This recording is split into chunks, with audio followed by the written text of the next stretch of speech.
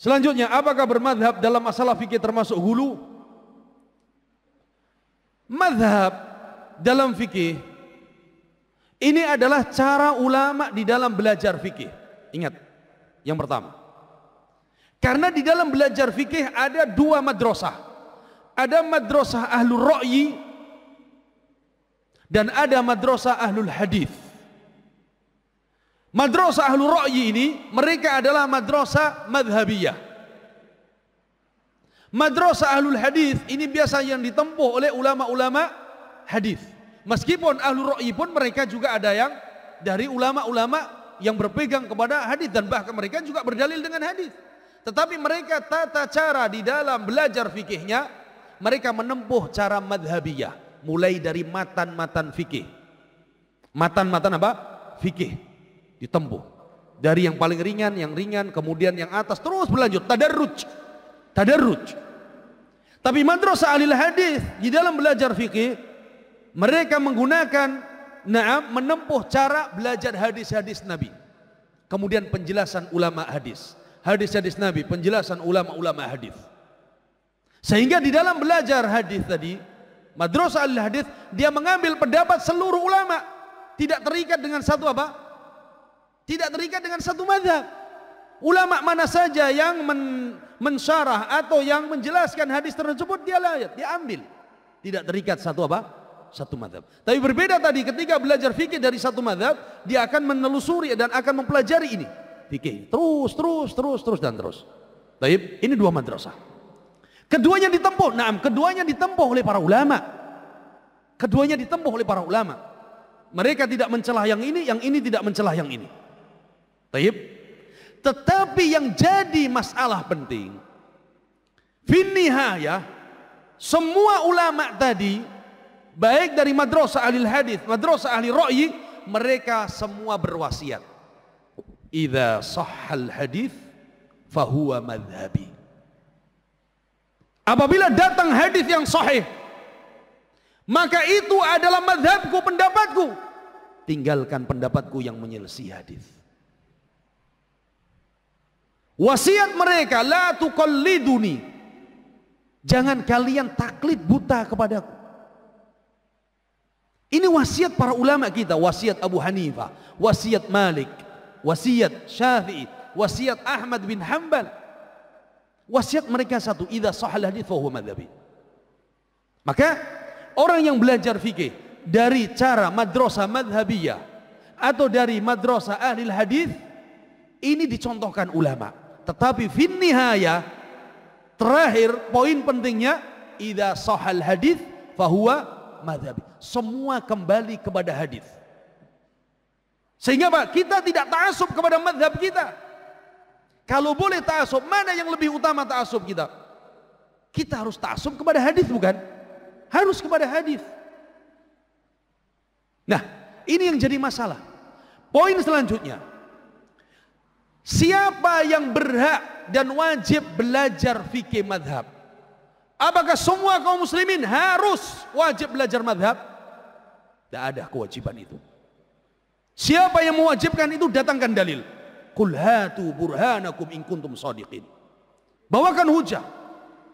Tidak ada kewajiban seluruh umat Islam harus bermadhab, harus belajar dari madhab tertentu, tidak. Tapi yang wajib mempelajari madhab fikih tadi adalah mereka yang menggeluti fikih. Yang menggeluti fikih itu yang belajar di situ. Antum pilih fikih Hanafi, silahkan menggeluti karena antum tak khusus spesialisnya di mana? Di fikih, geluti itu. Yang Hambali, geluti di Hambali karena tak khususnya dia di fikih dan dia pilih mazhab Hambali. Yang Syafi'i, yang Malik, wah kan. Tetapi tetap tidak boleh dia ta'assub kepada apa? Mazhab yang dia pelajari tadi. Tapi ini adalah wasilah, thariqah, cara, sarana untuk sampai kepada apa? Kepada fikih, kepada menentukan hujah dan hukum syar'i. Ada cara-caranya di sana. Tetapi ingat, bukan untuk ta'assub kepada mazhab. Nah, semuanya apa wajib? Tidak wajib. Tidak wajib. Yang wajib tadi orang yang menggeluti. Kami belajar di Al-Azhar. Di Al-Azhar berbeda dengan belajar di Saudi. Al-Azhar, kampus Al-Azhar, mereka ketika kita memilih kuliah syariah, ada 2 kuliah syariah. Kuliah syariah secara umum ada 2 jurusan. Yang pertama syariah Islamiyah. Yang kedua syariah wal qanun. Syariah Islamiyah ditempuh 4 tahun kalau lancar. Syariah wal qanun ditempuh 5 tahun belajar kalau lancar. Maksudnya apa? Syariah wal qanun adalah pelajaran-pelajaran hukum syar'i yang di situ nanti ada tambahan hukum-hukum negara Mesir dan hukum-hukum internasional. Sehingga 5 tahun. Kalau dulu ada beberapa kampus di Indonesia disebut apa? 2 program dalam satu belajar 5 tahun. Pernah ada di Malang waktu itu. Sebuah kampus di Malang. Awalam, sekarang masih ada Banda. Nah, kalau syariah Islamiyah dia 4 tahun. Semua hukum syar'i. Tidak ada keterkaitan dengan hukum-hukum negara atau hukum internasional tadi. Ketika kita memilih kuliah syariah, fakultas syariah, pertama kita diwajibkan di Al-Azhar, diwajibkan memilih harus 1 madhab dari 4 madhab. Syafi'i, fadhal. Hanafi, fadhal. Maliki, silahkan. Hambali, silahkan. Taib, kita memilih. Pilih madhab yang kita mau. Setelah kita memilih madhab, selain itu ada lagi pilihan madhab usul fikih. Karena madhab bukan hanya dalam fikih, usul fikih. Dalam diktat usul fikih kita harus memilih madhab. Madhab jumhur ulama, madhab Malikiyah, Syafi'iyah, Hanabilah, atau madhab Hanafiyah dalam usul fikih. Harus memilih lagi di sini. Taib. Ketika sudah masuk kuliah, maka di dalam kuliah syariah kita ada beberapa diktat kuliah. Mulai dari awal ada tarikh tasyri'. Tarikh tasyri' itu pelajaran yang di sana kita diajarkan dan dikaji tentang sejarah tasyri', sejarah syariat. Kemudian madrasah-madrasah fikhiyah dan para imam-imam madzhab fikih. Pertama tentang tarikh tasyri'. Yang kedua madah dan diktat kuliah fikih madhab tadi. Yang ketiga fikih muqaran, fikih perbandingan madhab. Seluruh madhab dipelajari dalam kitab tersebut. Yang ketiga fikih qadaya mu'asirah, fikih kontemporer, yang tidak ada permasalahan ini di zaman dahulu tapi ada di zaman sekarang.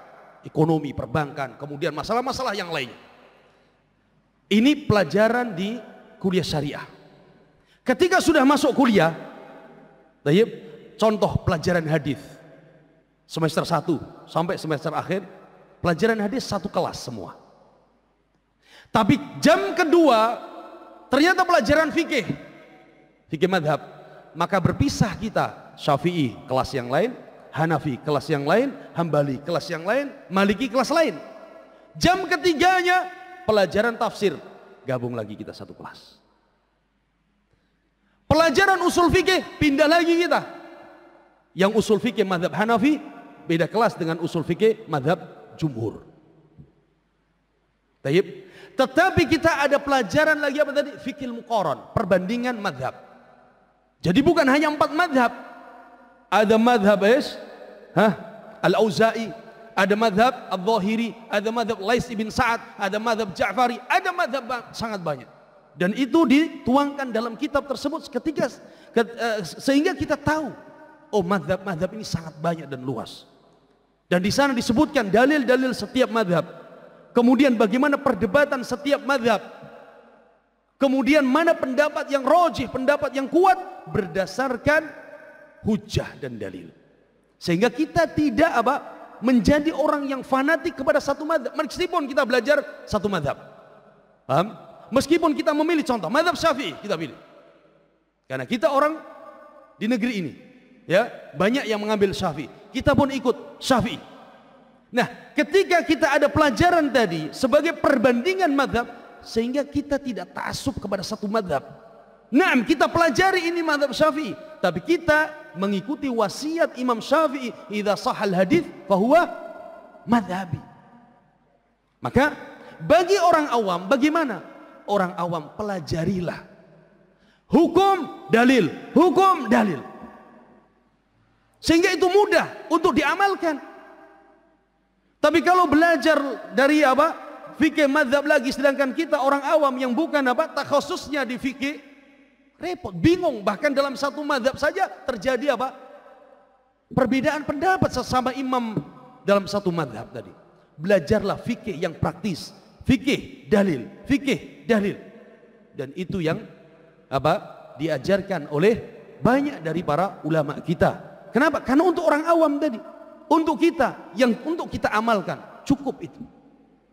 Ya, nah, ingat, kita tidak melarang orang belajar fikih madhab, tapi kita juga nasihatkan bahwa ini khusus bagi mereka yang apa?